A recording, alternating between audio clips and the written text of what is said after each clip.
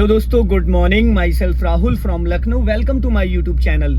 दोस्तों, आप सब कैसे हैं? दोस्तों, अगर आप मेरे चैनल पे नए हैं तो रेड बटन दबा के चैनल सब्सक्राइब कर लीजिए, बेल आइकन दबा के नोटिफिकेशन ऑन कर लीजिए, ताकि जो भी वीडियो मैं अपडेट करूं उसका नोटिफिकेशन आपको हर दिन मिल सके और हर दिन कुछ न कुछ आप नया सीख सकें। मेरे चैनल पे आपको ड्राइविंग से रिलेटेड, मैकेनिकल से रिलेटेड, सेकेंड हैंड कार से रिलेटेड इस तरह वीडियोस मिलती रहती हैं। और दोस्तों, अगर आप न्यू कार परचेज करना चाह रहे हैं या सेकेंड हैंड गाड़ी परचेज करना चाह रहे हैं और गाड़ी के बारे में ज़्यादा डिटेल्स में आपको जानना है, डीपली जानना है कि किस गाड़ी का माइलेज अच्छा है, किस गाड़ी का मेंटेनेंस अच्छा है और आपके बजट में आपके कौन सी गाड़ी है, तो ये सारी चीज़ें जानने के लिए मैं डिस्क्रिप्शन में एक लिंक दे दूंगा। आप वहां पे जाके फॉलो करिएगा और चैनल को भी सब्सक्राइब करिएगा। और वहां पे आपको कार से रिलेटेड अलग अलग जानकारियां मिलेंगी, अलग अलग गाड़ियों की, जैसे कि होंडा की गाड़ी क्यों परचेज करना चाहिए, टोयोटा की गाड़ी क्यों परचेज करना चाहिए।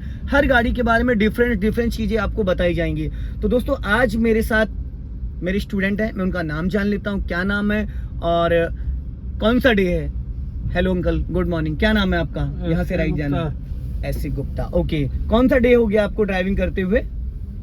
7-8 दिन हो गए। 7-8 डेज हो चुके हैं। तो कभी इससे पहले कभी आपने कार चलाई थी? नहीं चलाई। एज कितनी है आपकी? 60। ओके, 60 कुछ अप डाउन या पूरी 60 है? अरे 1 महीना होगा। अच्छा, 60 अब। तो मैं बताऊंगा दोस्तों कि 60 साल 50 साल की उम्र में कार सीखने में क्या क्या दिक्कतें आती हैं और क्यों हमें कार सीखना चाहिए, क्यों नहीं सीखना चाहिए। ब्रेक पे पैर रखो।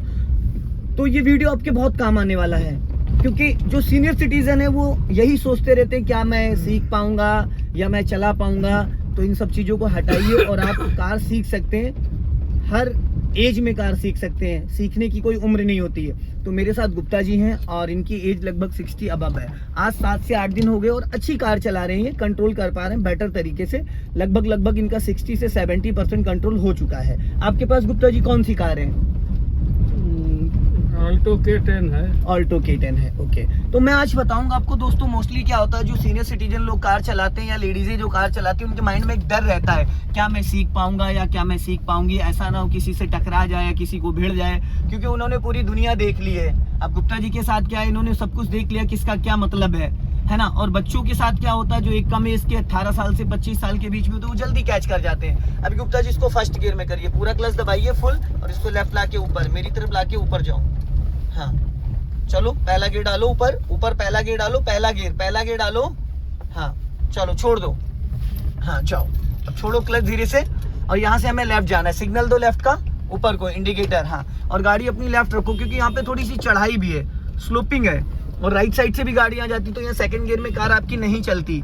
और भी धीरे धीरे लेफ्ट की तरफ ही रखना, ठीक है।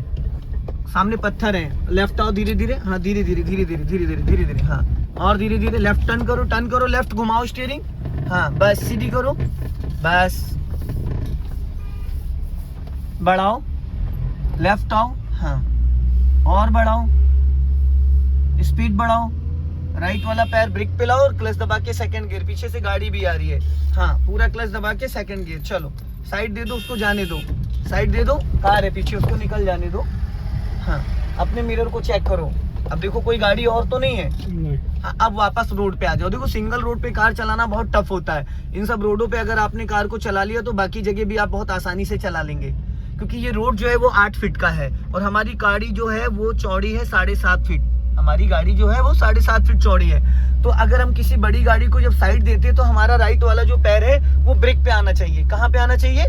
ब्रेक पे, ताकि जरूरत पड़ने पे आप ब्रेक दबा सको। और अगर आपने एक्सीलेटर पे रखा तो डर की वजह से, घबराहट की वजह से वो एक्सीलेटर दब जाता है, जिसकी वजह से ब्रेक दबाना चाहते दब जाता है एक्सीलेटर, तो गाड़ी रुकने की बजाय और भाग जाती है। अभी यहाँ पे ब्रेक पे पैर रख लो, गाय और जानवर निकल रहे हैं। राइट रखो, हल्का हॉर्न बजाओ, राइट रखो। ये देखो आपने क्या कांड किया, पता चला आपको? पता चला?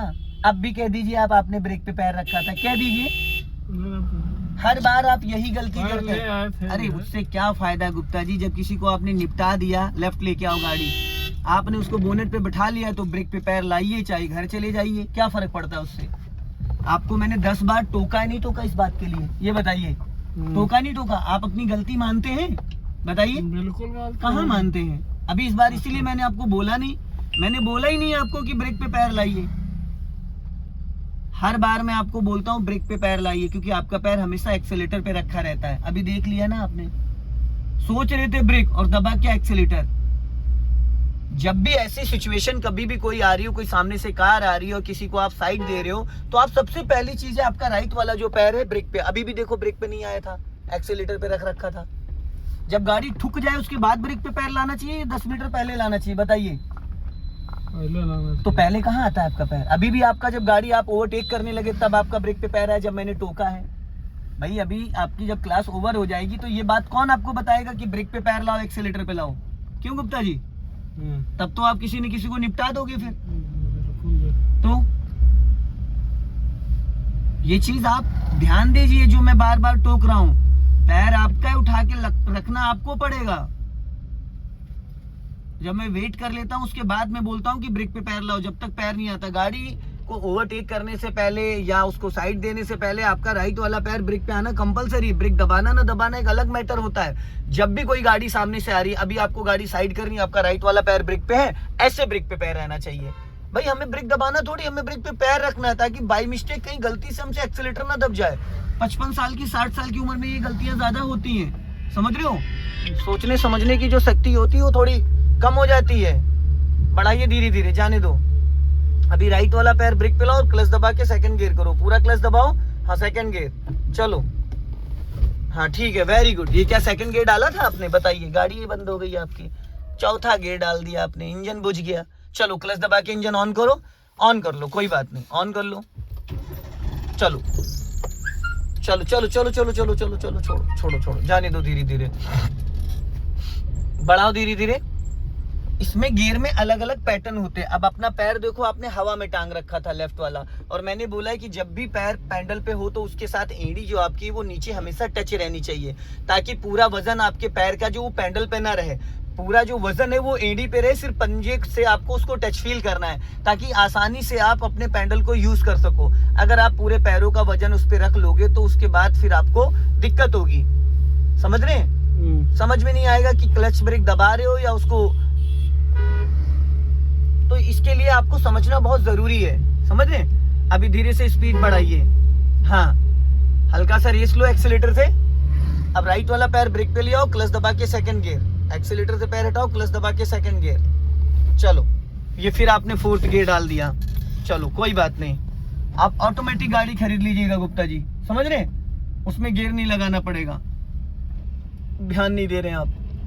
गियर को लेफ्ट मेरी तरफ उसको पुश करके फिर पीछे खींचते हैं। अगर गाड़ी फर्स्ट गियर में है तो उसको पहले गियर लीवर को मेरी तरफ दबाते हैं, उसके बाद पीछे उसको खींचते हैं। आप क्या करते हो? आप डायरेक्टली उसको सीधा सीधा खींच देते हो अपनी तरफ खींच के, जिसकी वजह से वो सेकंड की जगह फोर्थ गियर में बाएं दबा के खींचना होता है। आप दाहिने दबा के खींचते हो, जिसकी वजह से गाड़ी फोर्थ गियर में चली जाती है। और गाड़ी में स्पीड है आपकी 10 से 20 और गियर लगा रहे हो आप फोर्थ, तो कैसे पॉसिबल है पॉसिबल?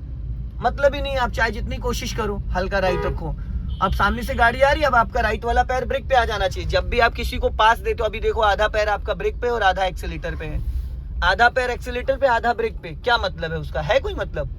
दबाना चाहोगे ब्रेक, दब जाएगा एक्सीलेटर। प्रॉपर पैर आपका ब्रेक पे होना चाहिए, समझ रहे हैं? प्रॉपर पैर।